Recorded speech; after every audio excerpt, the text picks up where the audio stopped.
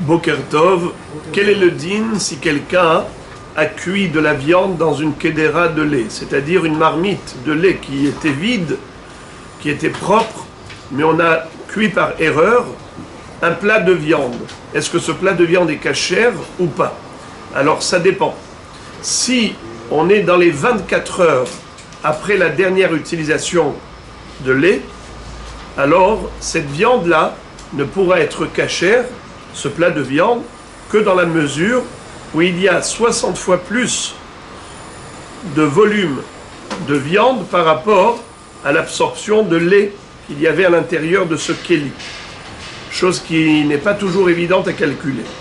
Mais si c'est une marmite de lait, certes, mais qui n'a pas été utilisée pendant 24 heures, alors on considère que le plat de viande est cachère. Pourquoi? Parce que on a une règle.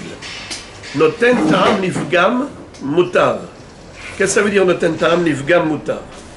Un goût d'un aliment interdit est interdit que si c'est un bon goût. Mais si le goût est mauvais, il est détériorant, il dégrade le plat, alors dans ce cas-là, il n'y a pas d'interdiction. On avait déjà expliqué une fois que quand la Torah nous a interdit des aliments, elle les a interdits quand ils sont mangeables, ils sont comestibles. Mais si l'aliment est dégoûtant, il est immangeable, dans ce cas-là, il n'y a pas d'interdiction minatora. C'est la raison pour laquelle, après 24 heures, depuis la dernière utilisation d'une marmite, une casserole, si on l'a utilisée il y a plus de 24 heures, en réalité, tout ce qu'elle a absorbé, ça devient cachère, puisque c'est noten ta'am livgam. Alors dans ce cas-là, vous allez me dire, pourquoi il faut cachériser les kelim? Après 24 heures, on devrait dire, allez c'est bon, tout va bien. C'est vrai, Minatora c'est comme ça. Mais les Hachamim ont dit, de peur que la personne se trompe et qu'elle utilise cette même casserole, cette même marmite qu'elle utilise pendant les 24 heures. Et à ce moment-là, le goût il est encore valable, il est encore bon. Ça s'appelle Noten Ta'am Lishbah. À ce titre-là, Hachamim ont imposé la cachérisation des kelim, même après 24 heures, de peur qu'ils les utilisent durant les 24 heures. Ce qu'on vient de dire, c'est seulement Bedi Avad, mais pas les Khathila. Ça veut dire que si on s'est trompé, et qu'on a cuisiné un plat de viande dans une marmite de lait, ou le contraire, un plat lacté dans une marmite qui était de viande, si c'est après 24 heures et qu'il n'y avait pas de mamachout, alors on dit que, en effet, c'est moutar. Mais quel est le din les khatrila? Les khatrila, on n'a pas le droit. Tant qu'on n'a pas cachérisé le keli, il faut absolument cachériser le keli. Et ça, c'est une takana de Chachamim. Car selon la Torah, après 24 heures, le goût n'interdit plus le plat qu'on va cuisiner dedans. Quel est le din si quelqu'un a fait exprès? Il savait que c'était assourd. Il savait qu'il fallait d'abord cachériser le keli. Mais il dit, bon, c'est que midera banane, c'est pas minatora. Est-ce que Bedi Avad, son plat, il peut le manger, oui ou non? Alors le Rav Ovadia Yosef Zatzal nous dit ici que non, qu'il y a un knas, il y a une sanction. Je vous lis.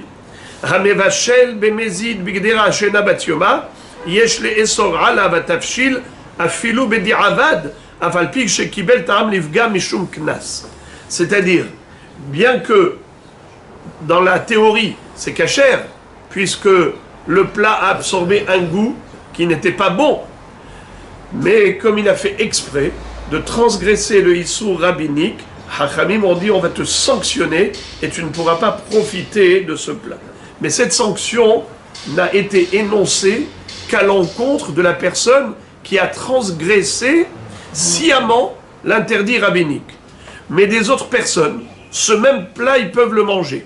Donc, devinette, comment est-ce possible que le même plat soit cachère pour certains et non cachère pour d'autres? Eh bien, c'est dans ce cas.